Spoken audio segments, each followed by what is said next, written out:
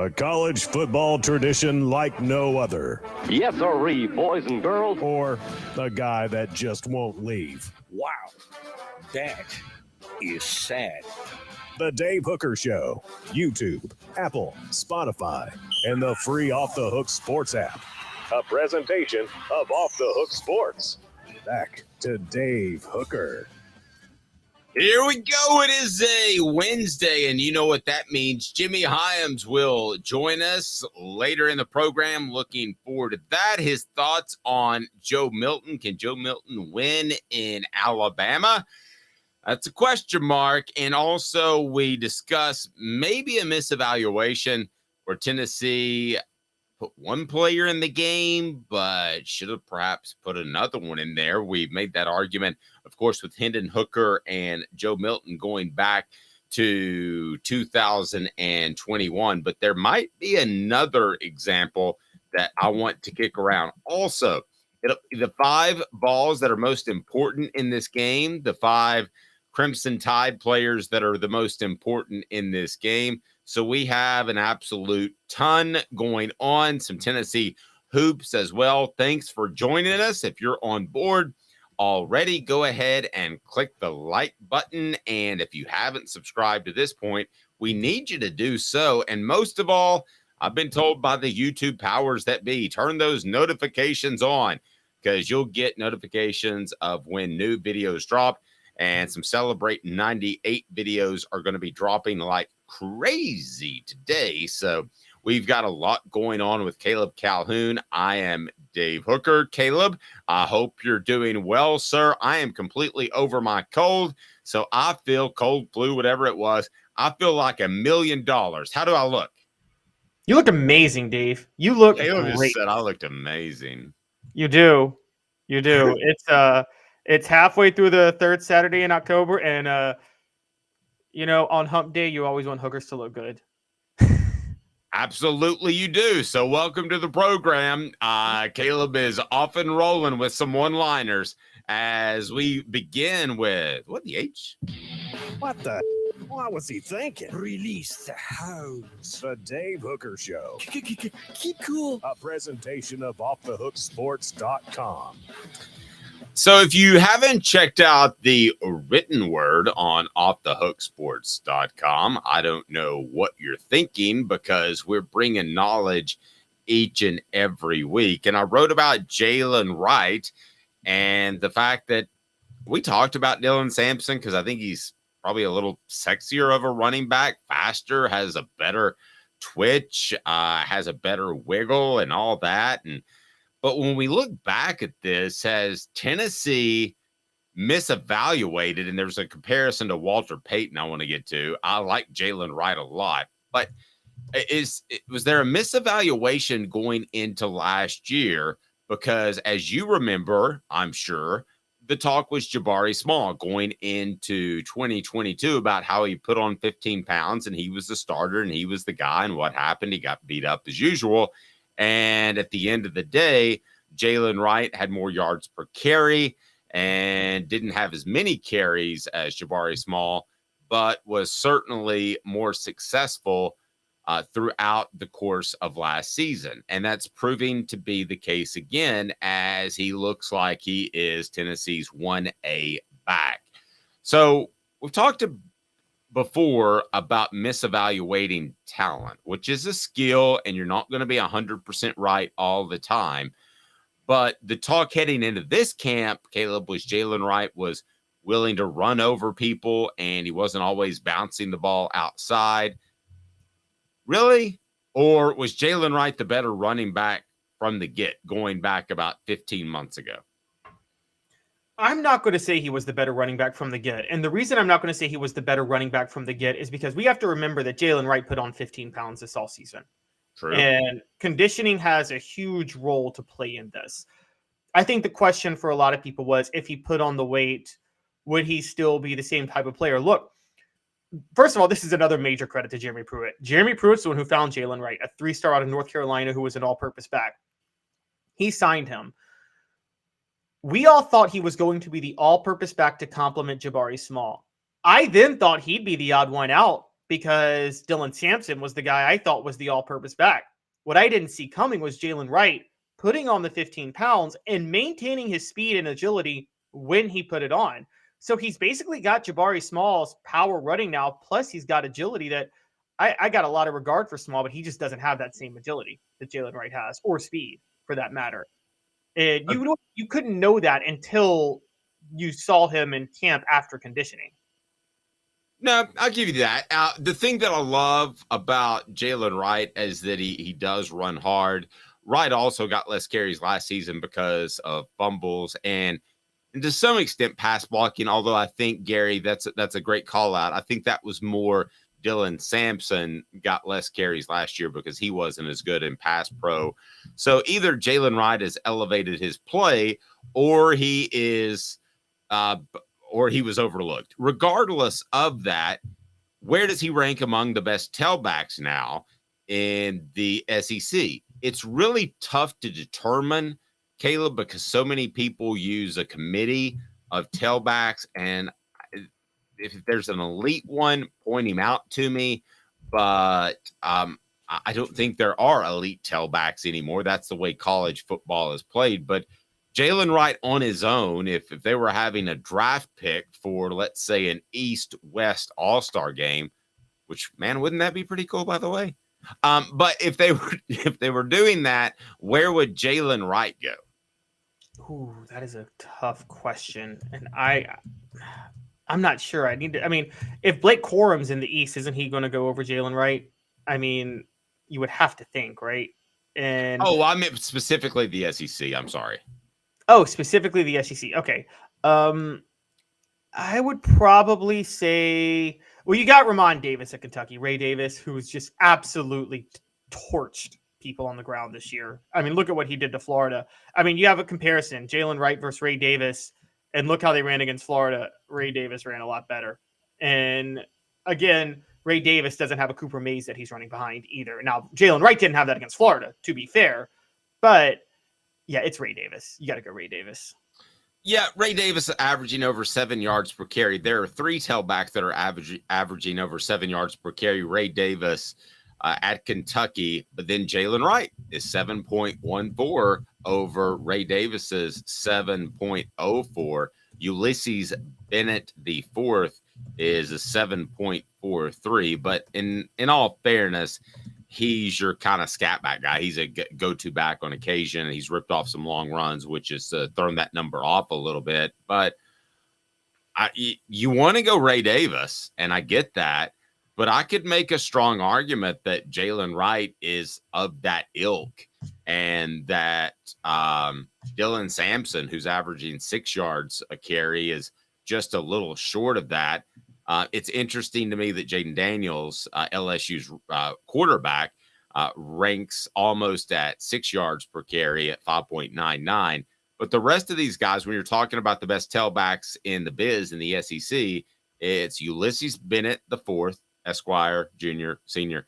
Jaylen Wright, right behind him, Ray Davis of Kentucky, A.J. Green of Arkansas, and then Dylan Sampson at number 5. So of the top 5 tailbacks, yards per carry, Tennessee has Deuce. They got 2 in there.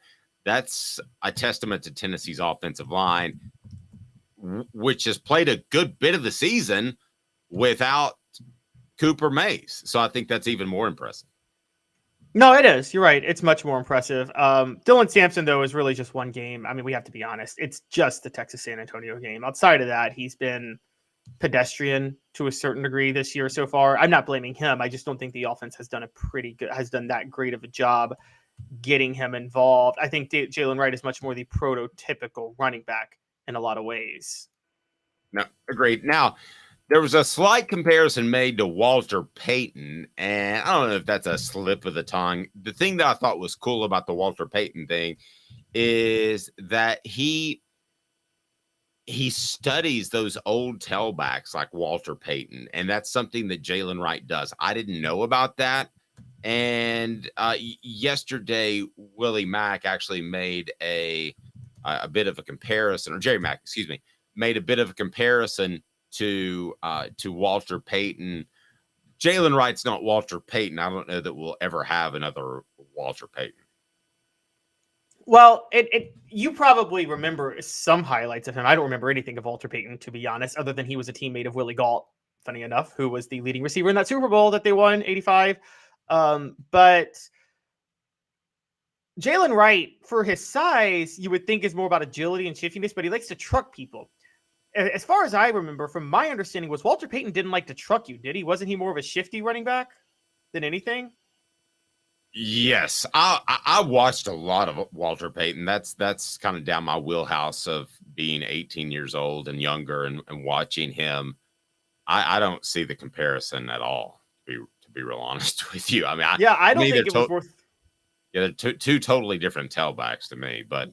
Yeah, what Jerry Mack brought up that made more sense to me was when he said Walter Payton Jaylen Wright has studied some Terrell Davis. I could see running like Terrell Davis with Jaylen Wright. I could see that a lot more similar because Terrell Davis, I wouldn't necessarily say he trucked people, but he was very vertical, like immediately. He had amazing vision, which I think Jaylen Wright's biggest strength is vision, and he immediately hit the hole and gashed it. So I kind of see more like of a Terrell Davis. I don't see a Walter Payton or a Barry Sanders. I see a Terrell Davis and to a lesser degree Emmitt Smith, although Emmitt Smith didn't truck or shift anybody. He just had the best offensive line in history. Sorry, Dave.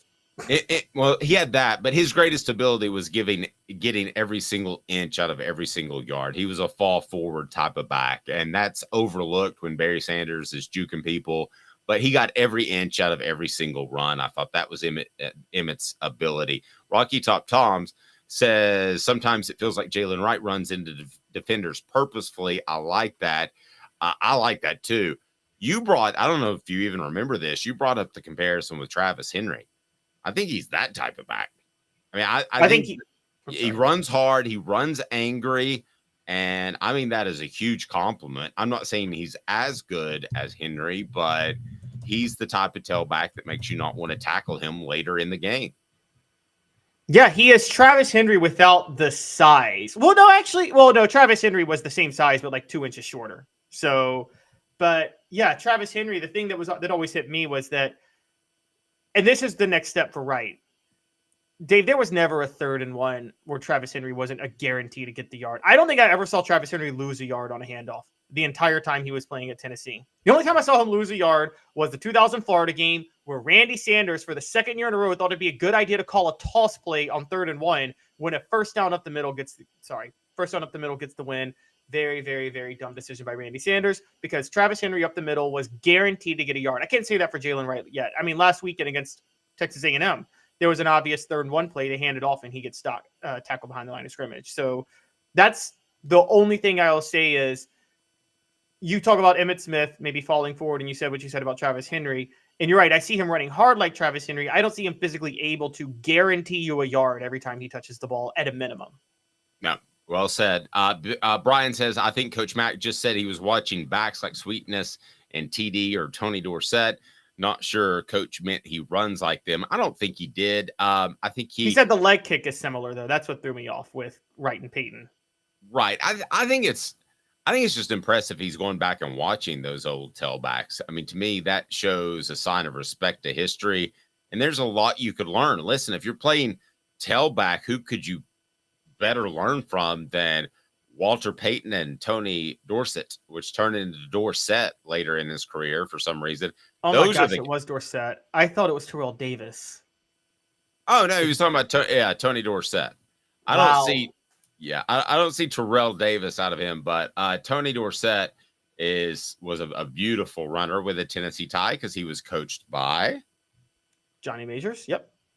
absolutely. Part of that recruiting class where Johnny Majors signed about 100 people, and then the NCAA stepped in and said you can't do that anymore. Yeah, but the rule was okay there, so go ahead and go there.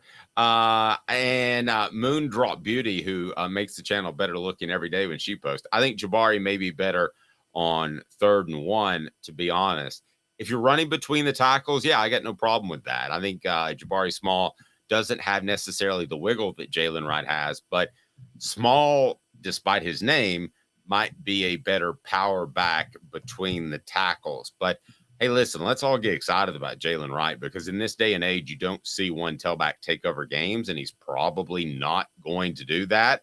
But man, he's playing at a really high level. And I want to remind you that you can bet at a really high level and you can gamble at a really high level thanks to our friends at Zen Sports. I'll tell you about that here momentarily. And the thing about Zen Sports, let me just go ahead and do it now. Zen Sports, the new sports book in Tennessee, revolutionizing the way you earn sports betting rewards. That means no more deposit bonuses that turn into deposit nightmares. On Zen Sports, what you see is what you get with their cash rewards program.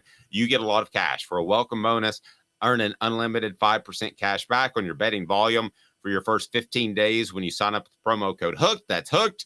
Unlimited 5% cash back. Keep betting, keep earning with up to 3% cash back on your betting volume every month after that. Refer friends to earn a percentage of their betting volume as cash rewards too. Zen Sports bringing the cash back to Tennessee. So if you bet big on sports, you want to be betting on Zen Sports. Zen Sports betting just got better. Gambling problem? Call 1-800-889-9789. Must be 21 and over and in Tennessee to bet. So the players that will have the biggest impact in the Tennessee-Alabama game, 5 key players for the Vols and 5 key players for the University of Alabama Crimson Tide. Look at Moondrop Beauty bringing it. Jaylen is a dog. I love that. No question about it. And also, let's face it, having Cooper Mays back makes this a way different offensive line. But in all fairness to the other 4 guys that are out there, they were pretty good at running the football before Coop even made it back. I think what Coop does as much as anything is bring stability to Joe Milton. I think that's what he brings to the fold. And I think Joe Milton is more comfortable with Coop there. But we could argue that. But I got to get to those 5 key balls and 5 key Crimson Tide players. And when Caleb Calhoun rings out one of these players, I'm going to say one of 2 things. Hey now. He'll have a big game or That's crazy. he won't have a big game. So let's take a look at those Vols, the 5 key balls in the Tennessee-Alabama game. Roll them out for me. Start with number 5. Let's work our way down, Caleb, and it is brought to you by AndyMasonRealEstate.com. AndyMasonRealEstate.com, real estate experts with over 4 decades combined experience in East Tennessee. I love him. Best prices, best service in the biz. Support our sponsors. That's why we're here. And if you've got any real estate sort of inclination, Andy's not going to try to push something down your throat. I had that happen to me before one time with a realtor. Andy's just going to say, hey, do you like this house? Here's the best we can do with it. We can take care of this. We can take care of you. My name's Andy Mason. I'll take care of you. AndyMasonRealEstate.com. He is simply awesome. All right. 5 Vols. Do you want to start with the Vols or the Crimson Tide there, young man? Let's go ahead and start with the Vols since you named them first. Okay, let's start with the Vols. I'm excited. I'm going to tell you, Hey now. he has a great game, or That's crazy. this might be a little bit much at Bryant Denny. All right, what do you got? Number 5. All right, and you guys can read both of these online right now. I've got them both up on the site for the Vols and the Crimson Tide. He gets up at like 3:45, guys. Read the site, and if you don't, you're crazy. By the way, you can order autographed copies by Fred White of the book Celebrate 98. We're going to have Billy Ratliff on there. We're going to have more players on there, autographed copies now, and you can have those as keepsakes for the holidays. I don't have a lot of those autographed by players, so I'm just going to go ahead and tell you, order them now for the holidays. And Fred White's a great man. All right, number 5, roll it out there. Number 5 is Elijah Herring, and this is because Jalen Milroe this is the first dual threat quarterback Tennessee has faced all year. We know about what Aaron Beasley does as a playmaker at outside linebacker, but the middle linebacker is going to be key to maintaining what you call gap integrity from the front 7. That's key for the middle linebackers, and he's got to make sure he knows when to stand spy, when to rush, when to drop in coverage. It's key for Elijah Herring to make the right. He's gotten better each week. He's got to be even better this week. Yeah, and there's a good chance he might be the spy on Jalen Milroe at times, and you cannot let him. And Tennessee, it seemed like, faced that every week last year from Jaden Daniels on, a mobile quarterback that could beat you with his legs. But you've got to make sure that Jalen Milroe doesn't beat you with his legs, or it's going to be a long game. So that's a great pick, Hank. Hey now. Oh, yeah, it is. All right, number 4. Number 4, we've been talking about him all morning already. Jaylen Wright. Not much else to say. Number 3. Great pick. Number 3. Now, he may not have a great game, but he's a key player. Joe Milton. Well, he's got to be a key player, but I think it's evident last week against Texas A&M, he can play poorly and Tennessee can still win. So I'll give you That's crazy. he could still play very average and Tennessee could win. But Wait. You're looking at me with a disagreement glare. You said poorly, then you said average. Those are different things, Dave. Oh, okay, true. So he played poorly last week. Okay, for instance, against Florida in 98, T. Martin played average. Not poorly, he played average. Joe Milton played poorly last week. He has to at least play average, and it's Alabama on the road. It's not Texas A&M at home. Okay, can he throw out the same stat line, which 11 of 22 for 100 yards or something? What was the stat line? Can he That's do that exactly it. against Alabama and still win? He can if he has no interceptions and he ran for another 100 yards. Okay, I can roll with that. All right, who else you got as far as key balls in this game versus the Tide? All right, number 2, and this is a big one, Wesley Walker. And I want to break down why real quick. Dave, did you know that Alabama, they're not good on 10-yard routes. They're not good on 20-yard routes. Jalen Miller was not that accurate. Did you know they're the best team in the country on deep balls this year, though? Did not know that. Yes, they are 5th in the nation right now in passes of 40 yards or more. 5th, and they don't even throw that much. Their identity is lull you to sleep with Jalen Milroe's mobility and their run game, and then Milroe hits you over the top for a deep ball. It's very much, remember Tim Tebow in the NFL where he lulled you to sleep running the ball all the time, and then he always, like, in the fourth quarter would throw like a 40-yard pass downfield and get you each time, that one year with Denver? That's very much Alabama this year. Nope, I got you with that. So who's number Wait, is that one? a Hank? You're not even going to Hank or Tracy me on that one? No, I'll give you no, I think that's an easy Hank Kingsley. I think that's a huge one. Wesley Walker's huge. Yeah. So then lastly, the most important player, and this goes with the deep ball, stopping the run, and just everything in between, James Pierce Jr., the superstar of Tennessee right now. Absolutely. And can I throw Byron Young in there as well? One of the Byron guys. Young. You mean Amari Thomas or Tyler? Yeah, throw Amari Thomas in there as well. Well, Byron Young's not here anymore, or not. Yeah, Byron Young isn't here. Tyler Barron, excuse me. One of those guys needs to create a strip sack, right? Right. Yes, yes. Remember you were covering Tennessee in 2004 when they beat Alabama, when John Chavis challenged his defense to score a touchdown the week of the Alabama game, and then they got it like the second play of the game. That's something Tennessee needs this week. No, and Tyler Barron isn't as good as James Pierce, but remember this: he's probably helped by James Pierce. And yes, I meant Tyler Barron. My apologies, but he is a guy that I believe that Tennessee, if that's your second best pass rusher, it's a sign that the entire roster has gotten considerably better. So, how about those 5 Crimson Tide players that could have a big impact? All right, so first is linebacker or edge rusher Chris Braswell. Now, Chris Braswell is no Will Anderson, but Tennessee doesn't have Darnell Wright. So, it's a drop-off on both sides. And Alabama, as you know, Dave, Nick Saban, the jack position is huge for Alabama's success on defense. And so Chris Braswell is just there just in general because of that. No, very true. Where do you think that Alabama, this might be a little bit surprising for you, but where do you think that Alabama ranks in terms of sacks per game? Have you had a chance to look that up yet? Do you already know it? If you know it, don't cheat.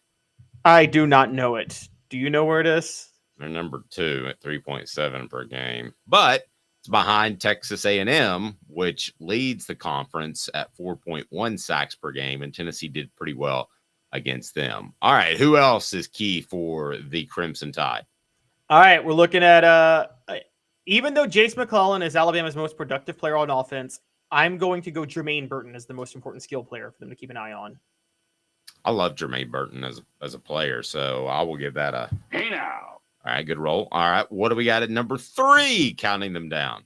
All right, number 3 is their strong safety, Caleb Downs, who leads the team in tackles, solo tackles, and interceptions. Joe Milton has thrown 4 interceptions in 3 SEC games. If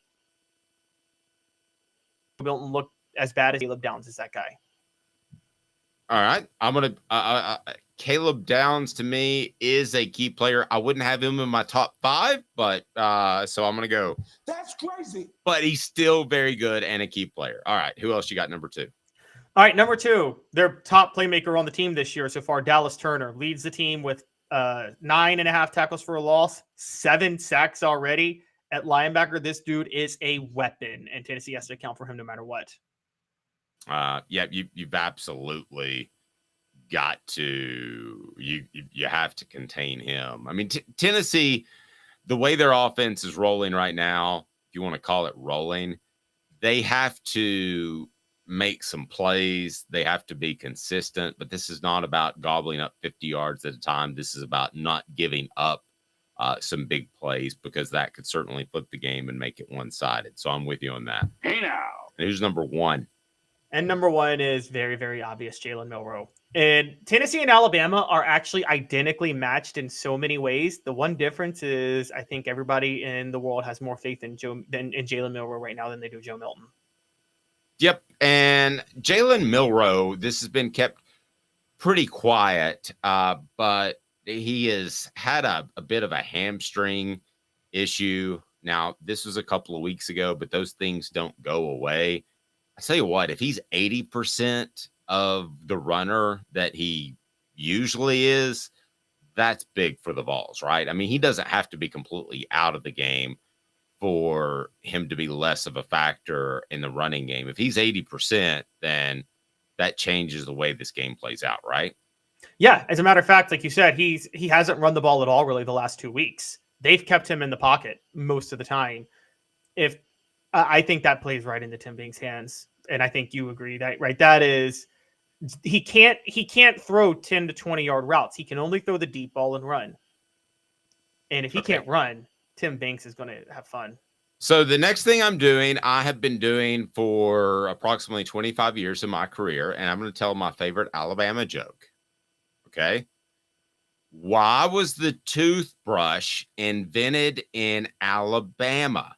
And I will answer that after this, along with Jimmy Hyams, who's going to talk some Joe Milton. If anybody answers it correctly, heck, I'll shoot you out a shirt. How about that?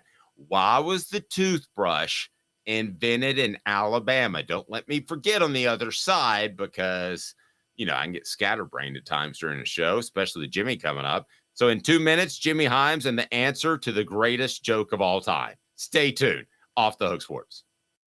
Sun, sand, and salt water, the beach is a very relaxing place. Unless you wear contacts. Ow! Open your eyes to the best the beach has to offer with LASIK vision correction from Campbell Cunningham Laser Center. Sports Treasures in North Knoxville is one of the South's largest sports cards and memorabilia dealers, featuring over 10 million sports cards from vintage to modern. Sports Treasures carries a full line of hobby boxes, singles, autographed memorabilia, Tennessee Vol collectibles, fan cave decorations, and so much more. See a museum full of collectibles at Sports Treasures, 4819 North Broadway in Fountain City, and Sports Treasures on Facebook. Sports Treasures, where the real sports fan goes to shop. Have you seen the latest TriStar Hats Co. product? TriStar Hats Co.? What's that? You know, those really cool hats, shirts, tumblers, and even license plates with 3 stars like the official Tennessee flag and stripes like the American flag. Pretty patriotic if you ask me. Gotcha. Seen those. Those are cool. Where can I get them? Simple. TriStarHatsCo.com. And if you order now, there's 10% on any order $50 or more. Plus, use the promo code HOOKED. With the promo code HOOKED, you get 10% off. That's hooked. And don't forget free shipping with any order over $50. Stock up at TriStarHatsCo.com. That's TriStarHatsCo.com. There are plenty of wannabes out there, so make sure you go to TriStarHatsCo.com for the best quality and customer service. Will do, and I'll be sure to use the promo code HOOKED. That's hooked when I do, to save an additional 10% off. TriStarHatsCo.com. TriStar Hats Co. is a trademark of TriStar Hats Co. LLC. Any use without express written consent is prohibited. Who's this guy? Hello, who is it? The Dave Hooker Show, Who? a presentation of Off the Hook Sports, What? YouTube, Apple, Spotify, and the free Off the Hook Sports app. Back to Dave Hooker. You saw, by the way, just moments ago, talking about TriStar hats, and you need to check them out. If you go to TriStar Hats Co., you can certainly get fantastic game day apparel and use the promo code HOOKED, and you'll get 10% off. That's pretty awesome. We're going to be sporting the TriStar before long and looking forward to that. Campbell, Cunningham, Taylor, and Hahn. Look at me, no glasses, no contacts. Enjoy life better when you see better. Local vision service for LASIK, cataract surgery, and regular eye examination. Just look at me. I've got no contacts. I've got no glasses, and I absolutely love it. So going back to your 5 balls that were key, you didn't pick a receiver. If I would have told you that last year, what would you have said? That I was crazy? I don't think I picked a receiver going into last year's game either, funny enough. I did not see Jaylen Wright doing what he was going to do. I thought that it was going to be more of a spread the ball around because of Alabama's defense last year. So I didn't think there was going to be any one standout. I thought Brew McCoy, Ramel Keaton, and Jaylen Wright were all going to get some plays. I didn't realize Jaylen Wright was just going to do what he did. And I don't think Alabama thought Jaylen Wright was going to do what he did. So this year, you're right, it is a little bit different. I still could see Squirrel White and your favorite namesake person, Chaz Nimrod, making plays, but it was hard for me because of the situation Tennessee's in right now. Okay, here's my joke. Why was the toothbrush invented in Alabama? And a couple of people stole it and already saw it. But the answer is, if it was invented anywhere else, it would be the teeth brush. And Dave, I'm going to ruin your joke because the problem is that's originally a joke for West Virginia, not Alabama. Yeah, but it should be for Alabama. Then somebody also, it actually still fits in a literal sense because for those who don't know, the toothbrush was invented in England and they have terrible teeth in England. No, but it works because then you call into question both grammar and oral hygiene. So Jimmy loves that joke, I'm sure. Jimmy, have you heard this joke before? Why was the toothbrush invented in Alabama? Something about how they only have one tooth or something. Kind of. But if it was invented anywhere else, it would be the teeth brush. Yeah. Which, if you think about it, it's both grammar and oral hygiene, because shouldn't it be the teeth brush? It shouldn't be the toothbrush.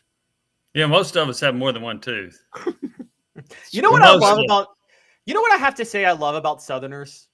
You know what we all do, what we're guilty of? We all make fun of other states for stereotypical Southern stuff, whereas if a Yankee made fun of the South in general about those things, we'd all be offended. Like if somebody from New York, it's like somebody from New York came down and said, you guys all have one tooth, we'd be offended. But then we can go around saying Alabama has one tooth, or Arkansas is accused of being the incest state. But most people up north are like, well, aren't all the Southern states like that? So that's like, I can make fun of my brother, but you can't. Yeah. That's exactly right. And then, but with the exception of Florida, and they're just kind of out all on their own. I'm not sure if they're Southern or what, but the best stories always children. Okay, sorry. The best stories always begin with Florida man blank, and then it's usually nothing great coming out of that. All right, so we get to visit with Jimmy Hyams each and every Wednesday, and we love that. Jimmy, let me start with your column on Joe Milton. And you were one of the first to say that you like Joe Milton, that he brings a lot to the table, but it was a couple of weeks ago, said you didn't think that Tennessee's offense could run at a high level without Joe Milton. You've been proved exactly right, and Tennessee has to win in different ways. But what are your thoughts on Joe Milton after seeing him for a couple more weeks? I would encourage people to check out the column on offthehooksports.com. I thought it would be better than he's been. And I admitted that I was influenced by his offensive MVP performance against Clemson in the Orange Bowl. I was influenced by the fact he was in the system for the third year with Josh Heupel. I was influenced by what I thought would be a pretty good receiving core. I knew they would miss Jalen Hyatt and Cedric Tillman, but I thought Dante Thornton was going to be a good addition. I thought Brew McCoy was a really good receiver. I thought Squirrel White would do well. And Rumel Keaton has regressed. So this receiving core, frankly, is not that good. And I think all of those things have added up to where Joe Milton's not been that effective. I think there are at least 8 or 9 quarterbacks in the SEC that are playing better than Joe Milton. I thought he'd be among the top 5 quarterbacks in the SEC. He's not. And then you get into this difficulty, and I think this is a real concern. If you go to Nico, you may lose that locker room because there are a lot of the players in there that love Joe Milton. Love him. However, if Joe Milton goes 9 for 30 against Alabama with 3 interceptions, you don't have a choice. So, no, and you're right about the locker room. Everybody loves him in that locker room, but I think they also love winning. So if Nico on the flip side went out there and went 26 of 32 for 420 yards and Tennessee wins big in game X, whatever that might be, I think the players would be won over pretty quickly. The worst case scenario is if you made a change and Nico played incredibly average. I agree with that. And I think back to a few years ago when Clemson had a quarterback named Kelly Bryant, who they thought was going to be a good quarterback, and he struggled. And they went with Trevor Lawrence, which a lot of people thought was a bit of a gamble. But Lawrence played so well, everybody shut up, said, okay, we get it. And Kelly Bryant transferred, and there wasn't a problem. So, Dave, to your point, if Nico were to come in and play really well like Trevor Lawrence did, then that would be okay. If he didn't, you got a problem. Yep, you certainly do, Caleb. Yeah, I actually think back to right before that switch happened, and that was the national title game the year before with Alabama and Georgia. Jalen Hurts had bought way more goodwill than anybody, and they benched him at halftime of the national title game, and Tua brought them back. So, Jimmy, can Joe Milton – I know, Tennessee can't beat Alabama, Joe Milton playing the way he's played. Can they beat Alabama if he can just up his level to, say, the way T. Martin played the first 5 games of the 98 season, where Martin struggled but made key plays when necessary and wasn't necessarily poor, just wasn't great? I think you would be in the ball game with a chance to win. You could certainly beat Alabama if he plays the way he did against Clemson. Anything short of that, I don't know if you would beat Alabama. I think, and here's the other thing too about Alabama, they're not great, but they've also got revenge on their side. Tennessee had revenge on its side when it played South Carolina, right? And look what happened. So Alabama's going to play at an elevated level against Tennessee. I am convinced of that. So an average performance by Joe Milton is not good enough. He's got to play, in my opinion, to beat Alabama, he's got to play at a higher level than that, because I think Tennessee is going to get maybe Alabama's best game of the year.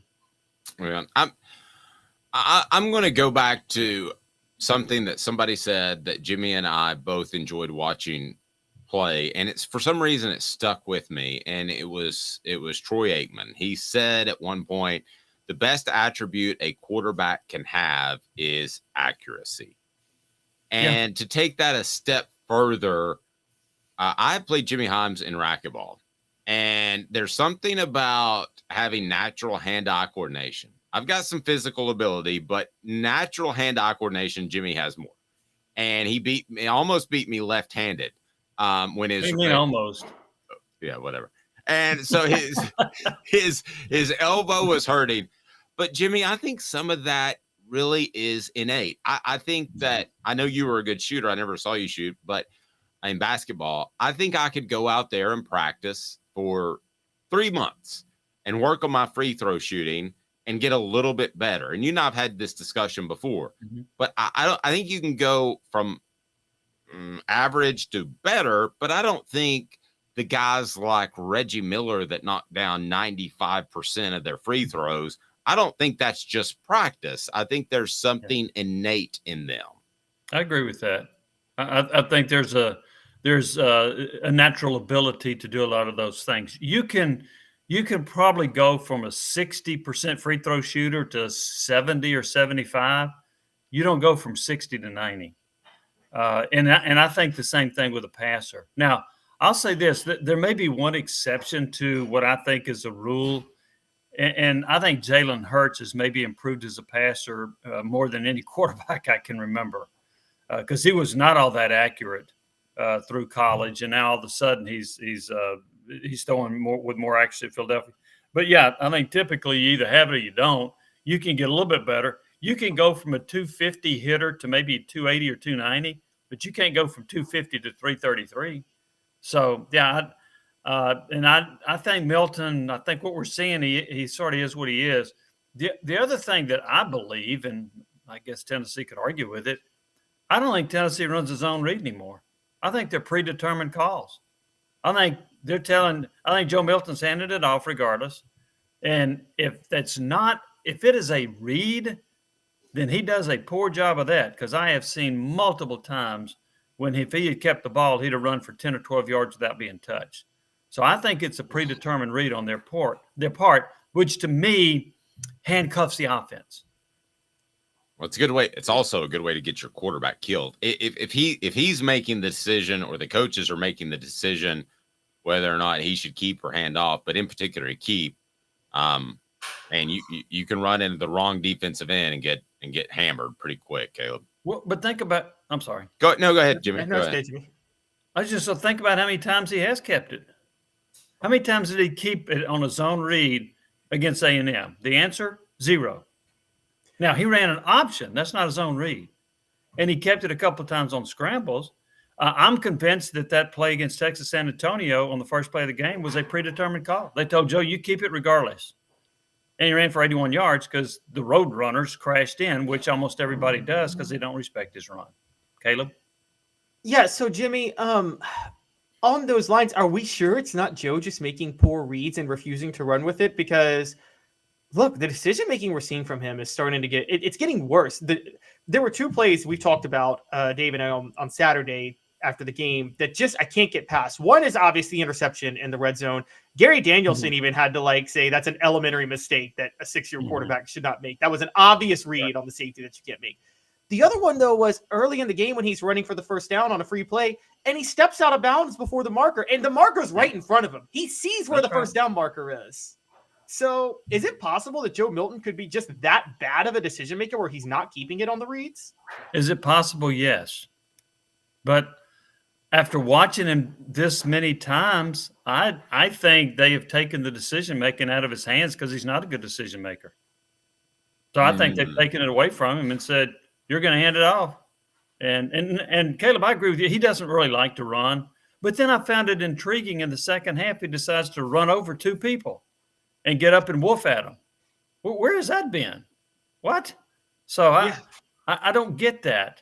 And he should have done it on the first down you're referring to. If he had to try to run over somebody, he should have, instead of running out of bounds about 1.5 yards or 2 yards short of a first down. So just in watching him, and I try to study this, and look, I may be wrong, but I don't see him reading this. I see him just handing it off because he does it consistently, even though he has got wide open space quite often when you see the defensive end or the edge rusher or the outside linebacker crashing down. That's what's convinced me that it's a predetermined call. This is going to sound really harsh, but I want to clarify. I don't think Joe Milton is dumb. I have no reason to believe that. I think that there's a difference between walking around street smarts or book smarts and football smarts. I think those are 3 completely different things. He may be the smartest guy on the football team, but I've seen enough to wonder, Jimmy, if his football IQ is significantly lower than what we've become accustomed to out of a starting quarterback. So here's what I've been told in that regard. You get him in the quarterback room, the film room, and he's really good. He knows what to do. He knows what he's supposed to do. He knows who to throw it to. He knows what the defenses are. He knows how to read it. And then he gets on the football field, and it doesn't translate. So I think his football IQ during the course of a game is not very good. His awareness, going back to what Caleb said, he runs out of bounds 1.5 yards or 2 yards short of a first down. You got to be aware of that. So I don't think that he plays with the high football IQ the way Hendon Hooker did. But if you get him on a chalkboard, he's fine. Yep. That's exactly what I meant. And you might get an A+ in Spanish too, which I almost failed at UT, but there's a football IQ thing going on that and listen, John Adams, I don't want to put words in his mouth, but he talked about that Ole Miss game. He said that was the kind of play that you may not ever overcome. Not that he couldn't overcome that play, but that's just the way he processes the game. Let's change gears a little bit as history actually favors Tennessee at Alabama.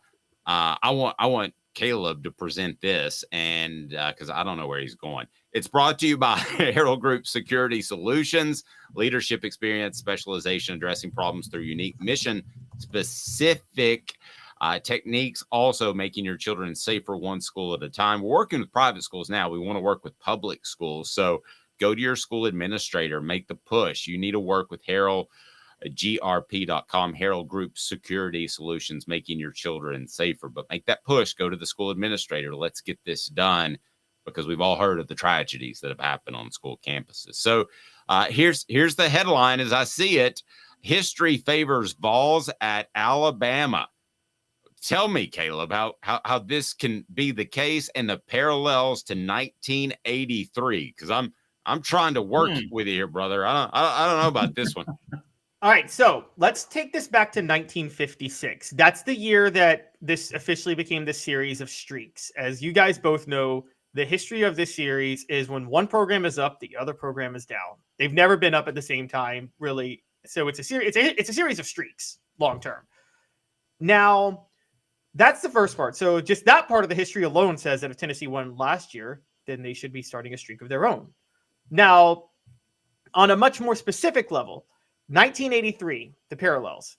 So if you guys remember, 2022 was very much like 1982, which is Tennessee ended a double-digit losing streak to Alabama against the Hall of Fame coach at home when Alabama was number 2 and undefeated. Both times, 82 and 2022, and fans stormed the field, tore down the goalpost. What happened in 1983? Tennessee was a heavy underdog going to a one-loss Alabama that was ranked number 11, which is right where they're ranked right now. And they shocked Alabama thanks to a top 10 defense and an elite rushing attack led by one Johnny Jones back then. And what is Tennessee right now? A year after ending a double-digit losing streak at home to Alabama, they are going to Alabama when Alabama's number 11, heavily favored with one loss. And they have a top 10 defense and a dominant running game. There you go. Let's end the show, Jimmy. Tennessee wins, beats Alabama. You heard it here first. Thoughts? Hamburger says they don't. And I get all the comparisons. I think that's really good homework. But who was Joe Milton the quarterback in 1983? No, but Alan Cockrell was. Was he much better? Oh, yeah. Cockrell was a better quarterback. Yes. Okay. Not as gifted. He was also a great baseball player, by the way. Yeah, he did go play baseball. But he was, and get a load of this. He actually, believe it or not, kept Tony Robinson on the bench for an extra year. So he was pretty good. Oh, that is impressive. And Tennessee did go 9-3 in '83, I think, but that was Reggie White's year. And they had Reggie White, who was as dominant a defensive player as you'll ever see in college. But that's another parallel. They have James. Yeah. And Aaron Beasley, who didn't play against Clemson, but he's still a really good player. Jimmy, the Clemson game didn't happen. And Joe Milton is proof of that the Clemson game didn't happen. That was a simulation, guys, okay? I'm going to have to lean toward you on that one. Now, Beasley didn't fool me. Milton did, as far as the Clemson game. In the past couple of weeks, I did have somebody tell me, Jimmy, you'll find this interesting within the program. They said that they were actually shocked at how well Milton played in the Orange Bowl, and that they thought that the Milton that we're seeing now is more the Milton that is true to form, that they were really surprised by how well he played against Clemson. I think the Milton we're seeing right now is more true to his form because we've seen it repeatedly. I thought against Clemson he had turned the corner. And I thought a part of the reason was he'd been in the system this long. And I had somebody say, well, he only played a good second half. Well, his first half numbers were actually better than his second half numbers. His completion percentage, his number of completions, his yards, all of that was better in the first half than the second half. So I thought he played a real solid game. And I thought if Tennessee got that out of Joe Milton consistently, that they would have a really good team. Well, they haven't gotten it out of him consistently. And I don't think the receivers have helped. And here's another thing, too. I am amazed that this running game is averaging, 232 yards a game whenever you got a quarterback that won't keep it on a, quote, zone read. I think they'd be averaging over 250 if he kept it on a zone read, maybe even more. But he doesn't give you a threat. Therefore, I think now, the one thing they do that a lot of teams don't, I wasn't surprised they ran effectively against A&M. Tennessee spreads it. They make you cover the field 53 yards wide because they spread out the receivers sideline to sideline, which means it's really hard for you to put 7 in the box. Sometimes it's hard to put 6 in the box. But if you got 6 in the box or 5 in the box, that's a running down for Tennessee, and they've done really well with that. And I do think Cooper Mays has helped. His return, they didn't run the ball well against Florida, right? On the road, but they didn't have Cooper Mays. How will they do against Alabama? They're not going to run for 232, but they should run for more than 100. And if they run for 150 to 180, I guess that gives them a chance to stay in the game. But Joe Milton has got to play above average. He can't perform like he did against A&M for Tennessee to have any chance to win in Tuscaloosa. No, and Jimmy, from our message board, Dan had this to say. Are you saying the coaches can't see this? I mean, how did they not do something? I assume he's referring to the zone read. That's why I think it's predetermined. I think they do see it. Oof. I think they see that he is not good at reading the zone read, and so it's a predetermined call. How can you explain that he never kept the ball on the zone read against A&M? Not once. It's good. Well, when he does keep it, that's a good way to get shellacked, or it's a good way to get your running back hit really hard repeatedly. I mean, you've got to make that read. I don't think you can go in predetermined. I think that's just bad business in general. Jimmy, so we'll bring up the conversation that I think people want to have but kind of don't want to have, and that's Nico. What does it take? I mean, I have trouble pronouncing his name still, Jimmy, so that makes it easier. What does it take for Nico Iamaleava to get in the game? You and I differ a little bit on this. I think that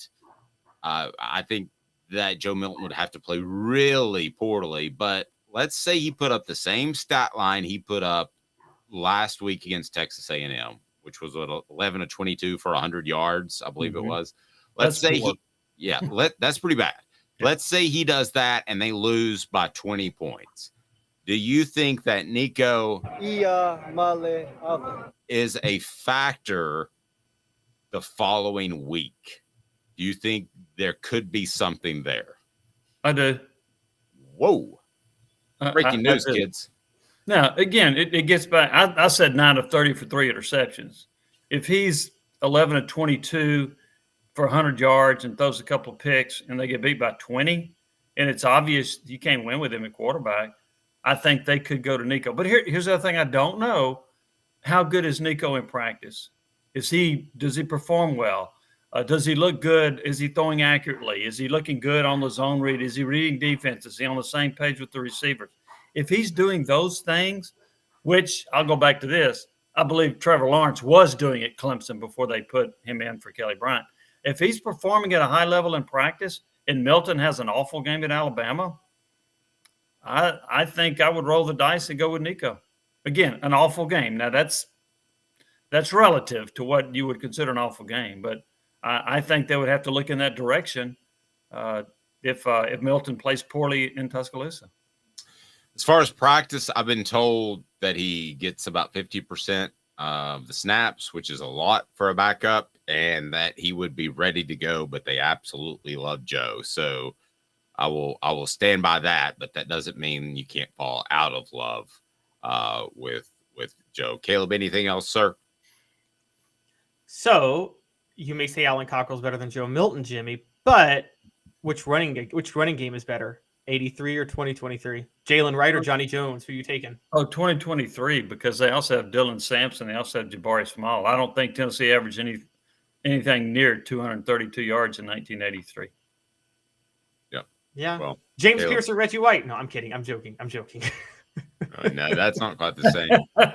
Hey, Jimmy, great stuff. We love your prediction columns. We love your breakdown throughout the week on Off the Hook Sports. And for semi-retired, you put in a lot of hours. People can still hear you on the Sports Animal on Fridays and I believe Sunday mornings. And also at John Pennington Cat with the Sports Source. They can see you there. Anywhere else they can catch your fine work? Football finals on Saturday with Fuad Reves. Yes. And guys, look, I wouldn't do this on a Wednesday unless I loved you two guys. That's the only way you could get me to work during the week, because I was going to try to swear off Monday through Thursday.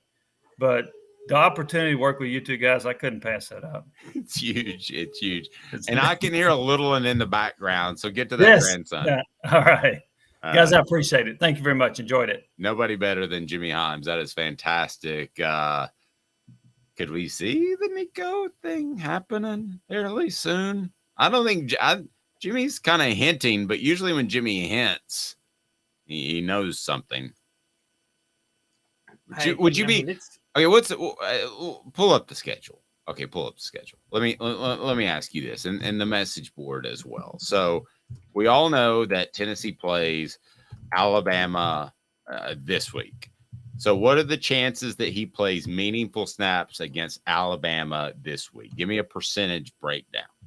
0 unless he gets hurt. I'm still on the 0% unless he gets hurt. They've stuck with Milton through this far, so 0% this week.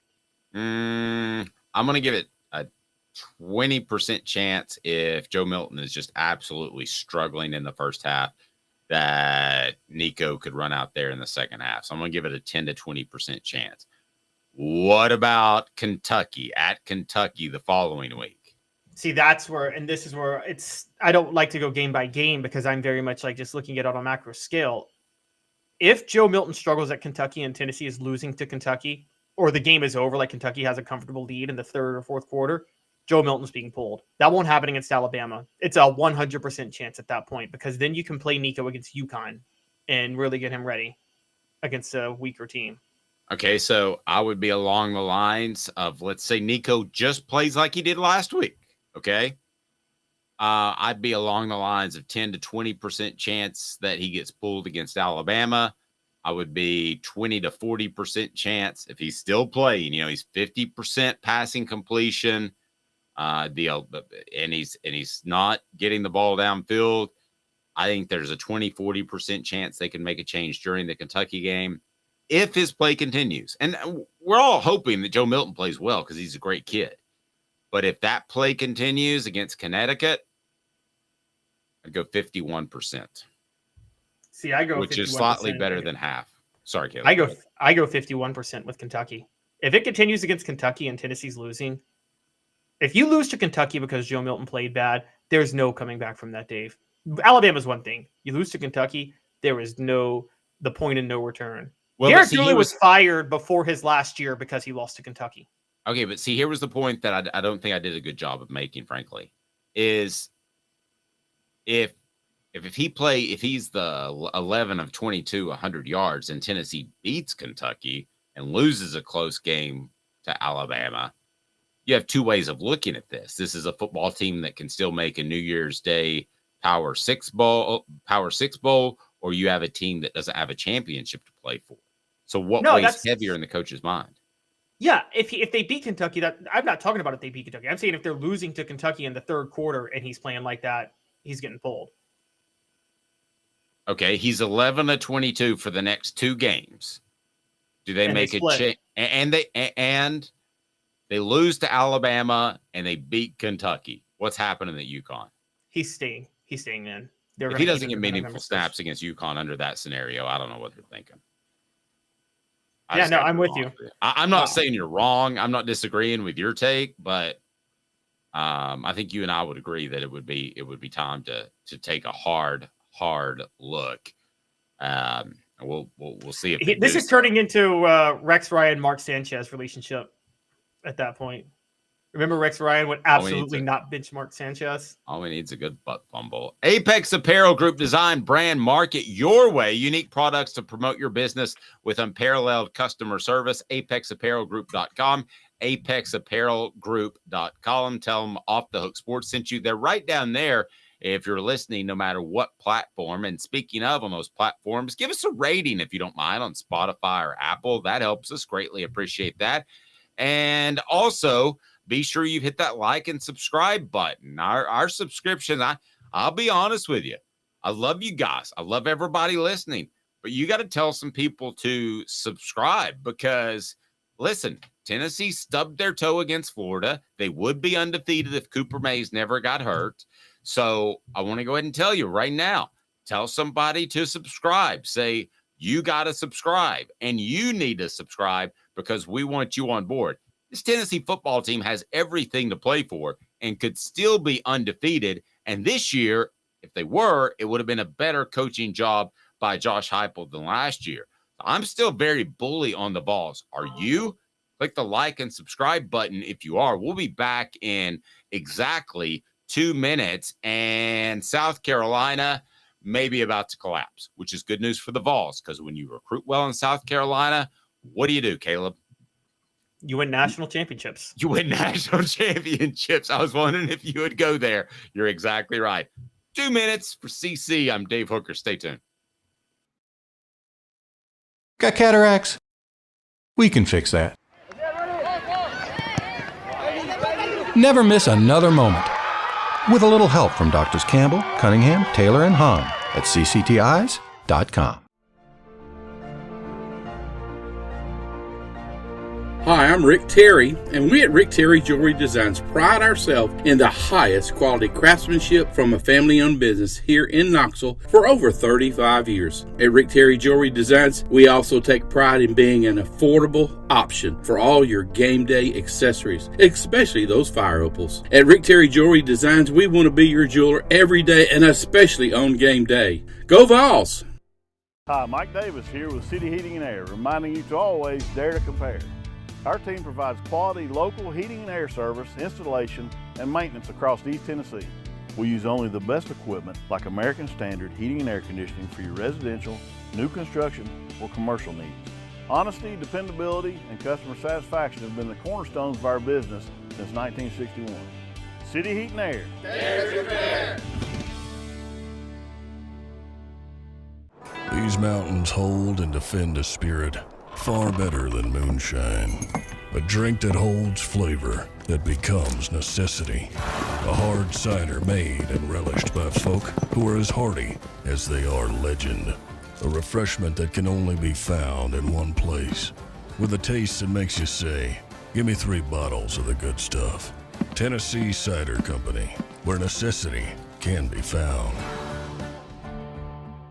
What's up, everybody? This is Jacob Warren, asking you to like, subscribe, and share. Dave needs this. Okay, he does. Let's go. Objective coverage. Hey, that's new. If we get caught, we're going to jail. The Dave Hooker Show, a presentation of Off the Hook Sports. YouTube, Apple, Spotify, and the free Off the Hook Sports app. I'm going to need to see some identification. Back to Dave Hooker. All right, he's Caleb Calhoun. I'm Dave Hooker. I just posted on the message board on YouTube. You think Nico plays by UConn, yay or nay? Because before the A&M game, which, by the way, Tennessee won, I heard a lot of people defending Joe Milton. And afterwards, where he played very average, and this offense looked like it was a Yugo instead of a Porsche, I've heard the opposite. On our message board on YouTube, I've heard people say that they're ready to make the move. They're ready to see Nico. Be sure and hit that like and subscribe button because here's what people have to say on the message board. When I asked the question during the break, I said, so you think Nico plays by UConn, yay or nay? Rocky Top Tom says, Dave, honestly, I would suit my Grandma Stinson up in UT Orange and have her sling the rock before I keep Joe Milton on the field one more snap. That's strong. Dan says Nico has to play against UConn. Cannot let him go into the next season with no game experience. And by the way, the mop-up duty doesn't count. So you're right, Dan. Mr. Jones says Joe doesn't look like a 6-year quarterback. Rocky Top Tom saying I don't see it happening. Also, it's incredibly too late. UTSA was the perfect Nico insertion moment. I told you that. Did I not tell everybody that, Caleb? That was the moment. Yep, you did. You did. You did. That was the moment because you got Joe Milton with the knee thing and you got the backdrop where you're suddenly sounding like Bill Cosby, and I don't want to do that because he's a creepo.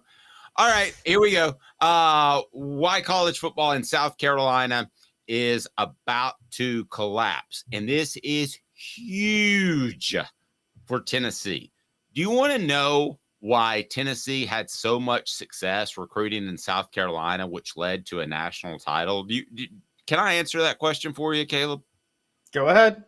They were in the middle of deciding whether or not that whole state, whether they wanted to be proud of their racism. And there were Confederate flags still flying. And I'm not going to get into this conversation, whether or not they should be flying, whether or not it's history, whether or not it's offensive. I happen to think it's offensive, but you make your own decision. And I remember telling someone I stopped by Maurice's barbecue and they had the yellow mustard sauce. And the guy said, who was an African-American, worked for UT, and said, better be careful. People will think you're a racist. And I was like, why?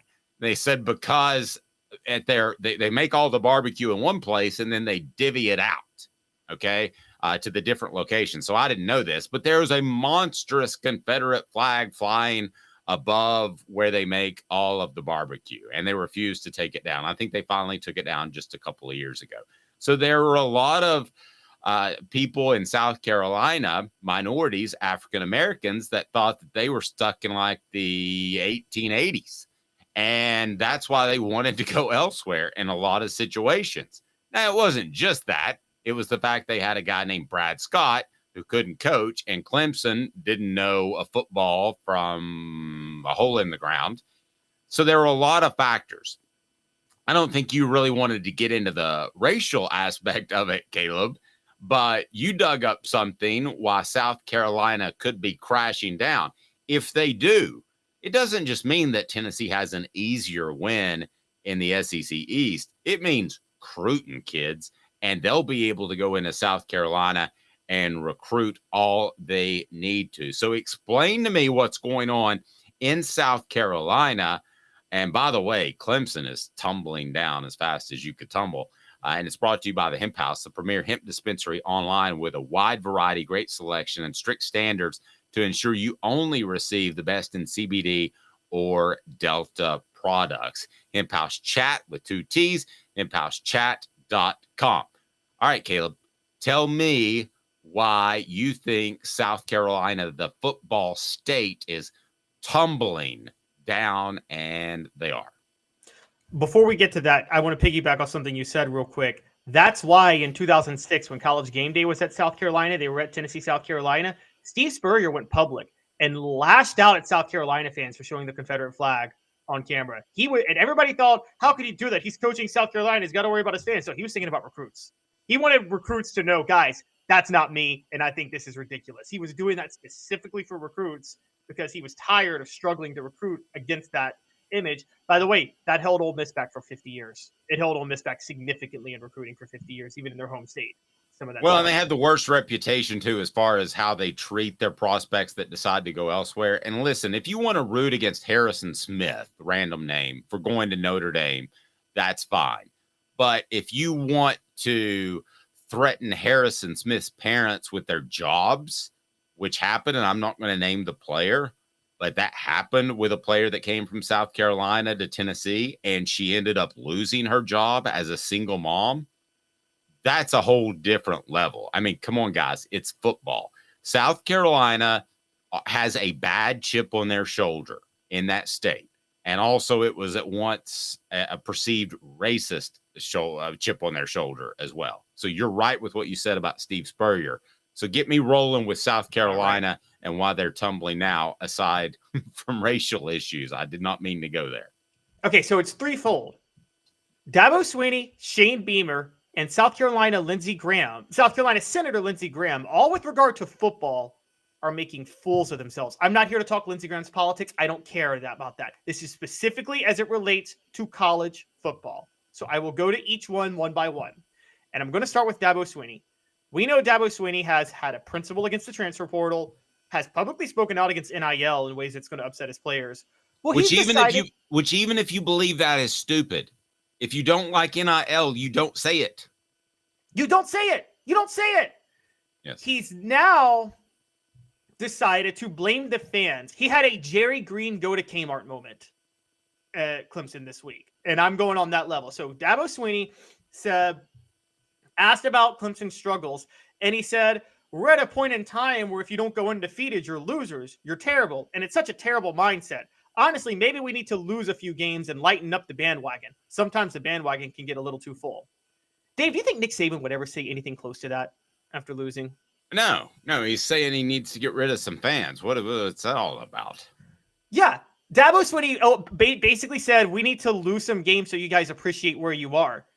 How about you take the Nick Saban approach, which is the human nature is to survive, not thrive, and our focus is on thriving. So if you stay great, if you get great, the hard part is staying great.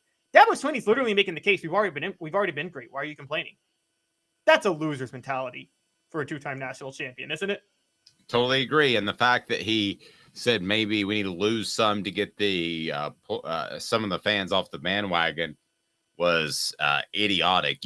You would be almost idiotic if you didn't get on Facebook and follow Sports Treasures TN. That's Sports Treasures TN, carrying over 5 million sports treasures and so much more. Follow on Facebook for the best sports memorabilia daily updates. Why else do you think South Carolina, the football state, is slipping quickly?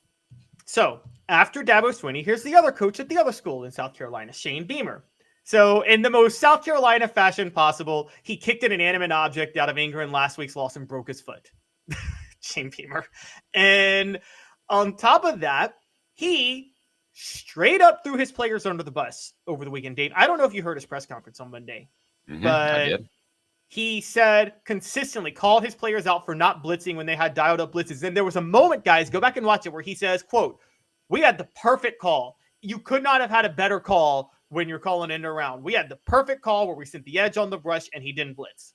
Just straight up called out his players, which that was literally what we attacked Butch Jones for 4 weeks ago. By the way, you called Shane Beamer like Butch Jones. You said he's like it. And that was the most Butch Jones thing to ever do. And guys, when you lose your team like that, Dave, what do we say? You can't really win him back at that point. You never get him back. And with, I think Shane Beamer's a mix of how he perceives Philip Fulmer, who was a CEO and recruited like crazy. He's a mix of that and Butch Jones. But he doesn't have the ability that Philip Fulmer did to recruit and close on big time guys. He also doesn't really have the podium there in terms of that type of program at South Carolina that Philip Fulmer had at Tennessee. So that's what he wants to be. He was a graduate assistant at Tennessee. He wants to be like a Philip Fulmer CEO and have two great coordinators. Well, he doesn't have two great coordinators, and now he's turning on his players. So it could get very, very ugly there. And again, I don't have any reason. Is Clemson, despite winning 2 championships, is it viewed as an elite job, or did they just get the perfect coach at the perfect time and the perfect staff? You know, it is the second school to South Carolina in that state. South Carolina is the state school. So there are probably a lot of coaches that would look at the South Carolina job as actually being a better job than Clemson. So if that thing goes south, Caleb, then it's going to go real south at both schools. Trevor saying, I really don't like Shane Beamer or Dabo and really cannot articulate why. I'm about with you on that. I just don't think Shane Beamer is going to have success at South Carolina long term. I give him kudos for the way they closed last season. As far as Dabo Swinney, I've said this before. I think that he was blessed with a great defensive coordinator, Brent Venables, who's now the head coach at Oklahoma, and you see what's happening there. You don't have that all of a sudden. What happened when Philip Fulmer lost David Cutcliffe to Ole Miss? Tennessee struggled. He had a guy that he could hand the offense off to, and he could go recruit like crazy. I mean, there were times that he would leave practice early in Kentucky and Vanderbilt weeks so he could go make more recruiting phone calls. That was smart. It sounds crazy, but that was smart. So, yeah, I don't see there being any way. And I know they hired the they hired the offensive coordinator at what was his name at Clemson? That's related to Garrett Riley. Garrett Riley. That's related to the Riley family. I mean, have we seen anything to think that they're breaking the mold on offense, or is he just another coach? No, he's just another coach. And also, I mean, remember when Dabo Swinney introduced the spread in 2011, the ACC was still an outdated pro-style offense with very mediocre talent across the board. Dabo Swinney had Lane Kiffin pushed a bunch of Tennessee recruits right into Dabo Swinney's hands. And so a bunch of things worked in his favor. The worst part about this, though, Dave, is you got the two coaches of your state school saying this. But when a representative of your state in Washington says something that players are going to disagree with, that can be a sledgehammer to recruiting, can it? And when you start saying we need some fans off the bandwagon, that's a really stupid thing to say. It is. So the third part of this leg is Lindsey Graham, who is the senator from South Carolina. And again, this is not about Lindsey. Look, Dave and I are very big. We don't talk politics on this show. But when Washington is going to get involved in college football and NIL, we have every right to talk about that at that point. And that's not political. They're trying to get their hands involved on some NIL. We have to talk about it. And Lindsey Graham complained yesterday about Olivia Dunn being the highest paid person in NIL. I don't know if she is, but he was trying to there was another NIL hearing in Congress, and he was trying to make a point. It implies she's overpaid. I'm like, who cares? Who cares? She's making money. Let her do it. If she can make money as a gymnast, let her make money as a gymnast. But then he said, quote, Utah is offering everybody on the team a new truck. There's no end to this. Between the portal and NIL, college football is in absolute chaos. Well, no, it's actually not in chaos. And South Carolina has been trying to rely on the transfer portal to field a competitive team in the SEC right now. And your state, your U.S. senator representing your state is publicly lambasting you. Meanwhile, Tommy Tuberville in Alabama and Joe Manchin in West Virginia are trying to pass a bill that requires a uniform standard contract for athletes for NIL. Your state representatives doing this, don't think your recruits don't see this, by the way. And Lindsey Graham is a graduate of South Carolina specifically. I'm sorry, that's a big deal. That's going to stand out. Yep. There we go. Let's talk a little hoops for a second, if you don't mind, because Tennessee picked to win the SEC. What? Vescovi, Ziegler named first and second team All-SEC. What? Here we go. Today's tough question brought to you by our friends at Tennessee Cider Company. Today's tough question. Take a side. Take a stand. The Dave Hooker Show, a presentation of offthehooksports.com. Will Tennessee's basketball program be better or worse after Rick Barnes decides to hang it up or go to UCLA or whatever he decides to do?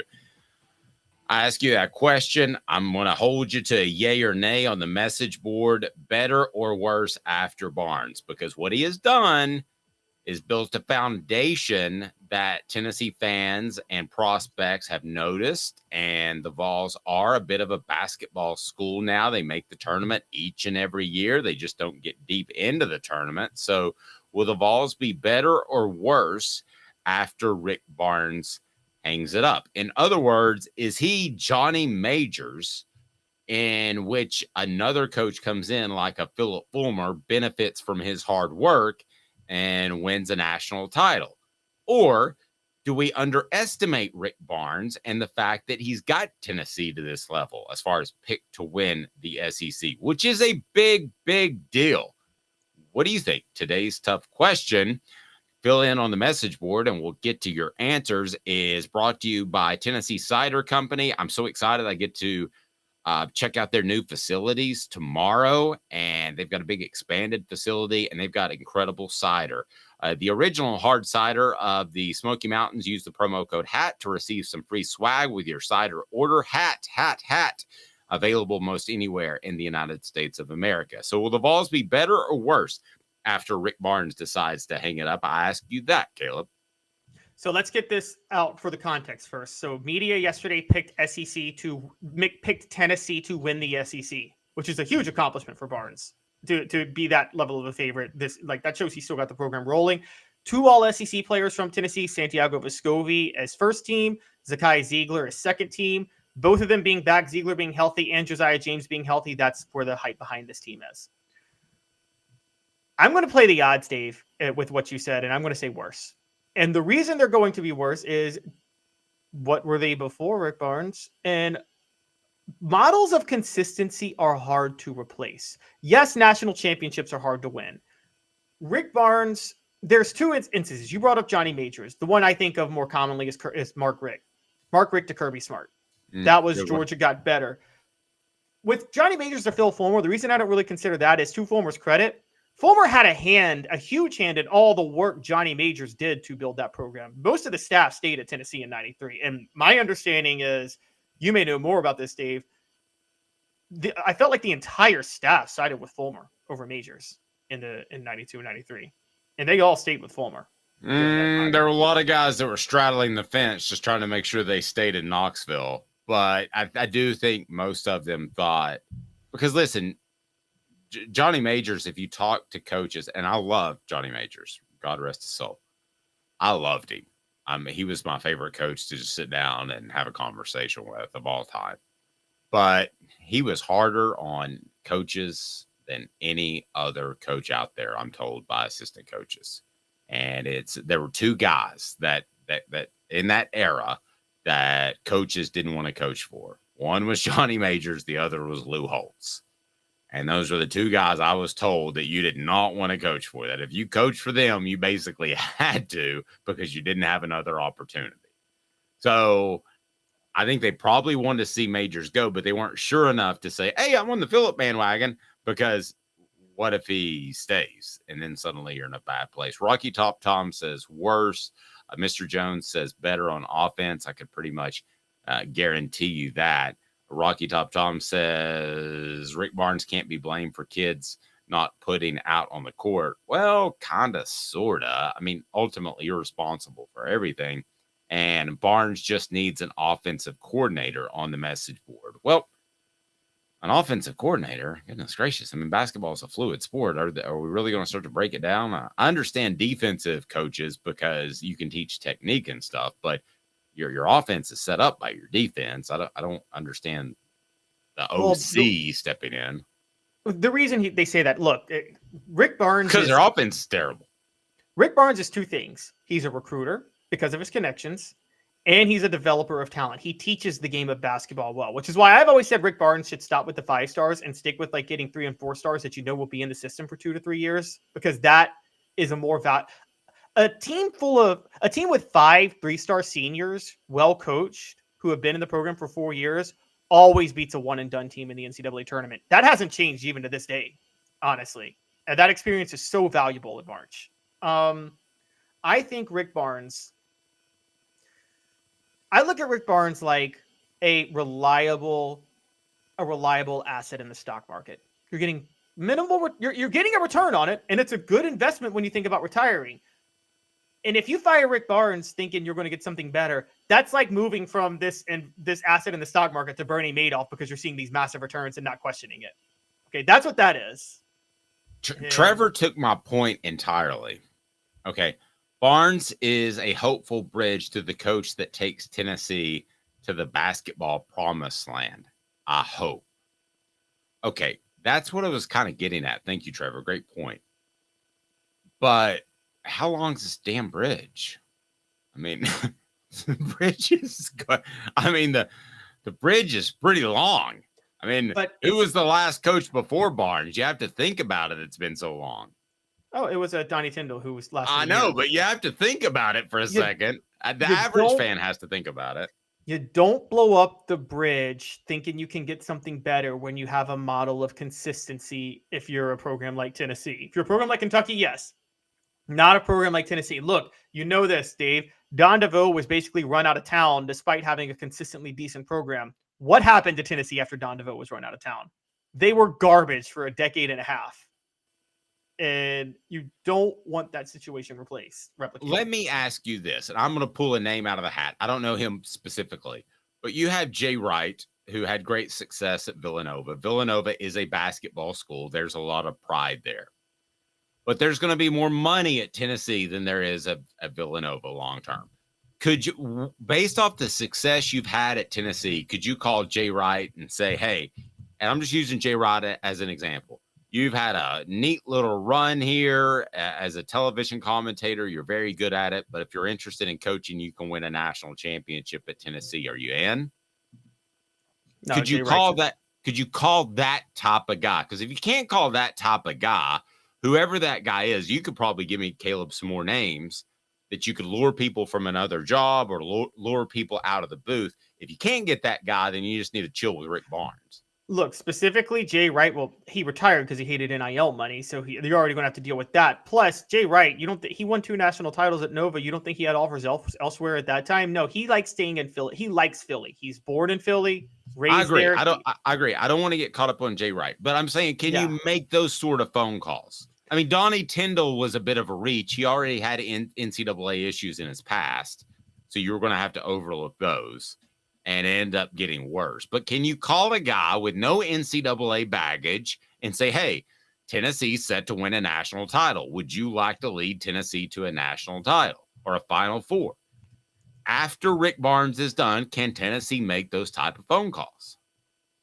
I think they can. Now, the thing with basketball coaches is it's kind of hard to find them that does win the national title, put it that way. I mean, we consider Bruce Pearl one of the best basketball minds in all of college basketball. He's got 1 Final Four and no national titles on his resume right now. And what's happening is you're kind of seeing a new opening where you've had Mike Krzyzewski retire, Roy Williams retire. So like the litany of coaches that have owned the national title market for the past 20 years are going away. So I don't know how many established, obvious coaches out there are that you could honestly say would be better than Rick Barnes, that have a better resume than Rick Barnes. I mean, I just that's hard to find. Okay, let me ask you this. Could you go to a Mark Few and say Mark Few over Rick Barnes? What? Would you take Mark Few over Rick Barnes? Yes. I don't know if I would. Honestly. Okay, well, give me a great coach that's out there that's at a program with less funding, because Gonzaga, I'm sure, has great funding. But give me a coach who, if Rick Barnes said, you know, I've had enough, I'm retiring tomorrow, what kind of great coach could you hire? I mean, I'm trying to think of names out there because, all right, so there's Tom Izzo, who's not leaving Michigan State. There's John Calipari, who I wouldn't take over Rick Barnes, if I'm being honest. No. There's the Utah coach. Not Utah, excuse me, UConn coach, one who just won the national title. My mind is blanking on him. But if you look at highest paid coaches in college basketball. But let me ask you that. What I'm asking is, can you go to those coaches and not get laughed out of the room? Is Tennessee that respected? Because when I was your age, I'm about 15 years older than you. You couldn't go to those names because Tennessee was viewed as a football-only school. Yes, that is true. You can mostly go to those names now. You're right. You can. My thing is with college basketball, I'm not so sure those names exist. That's the crazy part, is I'm saying it out loud. It's because Mike Krzyzewski and Roy Williams have retired. You got John Calipari and Tom Izzo and Bill Self are the only 3 more highly paid than Rick Barnes. None of them are leaving their schools. Bill Self ain't leaving Kansas. And John Calipari, I think I'd take Rick Barnes over Calipari. And Tom Izzo hasn't won a national title since 2000. I mean, he's been in the mix consistently, but he's only got 1 national title to his resume. And so if you're trying to really get over the hump, people don't understand with sports. There are very few home run hires on paper. They are rare. I mean, rare. Nick Saban to Alabama, home run hire. You knew that was going to work out the minute the hire was made. And Urban Meyer to Ohio State, you knew that was going to work out. Those are the only 2 home run hires in college football the last 50 years, I'd say, unless you got another one that you knew there was a national championship coming. I do not have another one. I do not know that there's that guy that is going to turn your basketball program around. No question. I don't have one. I don't have one at all. If you do, I'm up for it. Let's maybe discuss that tomorrow. I want to thank everybody for hitting that like and subscribe button. Tell a friend. We're with you weekdays at 10 a.m. And you can order the book, Celebrate 98, the untold stories behind Tennessee's 1998 national championship team. And you can get an autographed version from an autographed copy, I should say, from Fred White and other players coming down the pike. Is this crazy to think that Candace Parker could maybe coach the men's team? Because we've had three people say that. That would be epic. But I mean, Candace Parker knows basketball. I got a lot of respect for her, but the women's game in general, the fundamentals are so different from the men's game. And I don't know, maybe she could translate it. I mean, she studies the men's game. She's very smart, but I mean, that's a risk for someone who's never coached. Yeah, I think that's more along the lines that somebody would take that's a little bit further down the rung, not as a shot to her whatsoever, but that to me is somebody that's taken a little bit more of a chance. He's Caleb Calhoun. I'm Dave Hooker. Weekdays, 10 a.m. Turn the notifications on. Please do that, because I already dropped a Celebrate 98 audio version of Philip Crosby. And so if you're on our audio platform, leave us a review. We greatly appreciate that. For Caleb Calhoun, I'm Dave Hooker. This has been a presentation of Off the Hook Sports.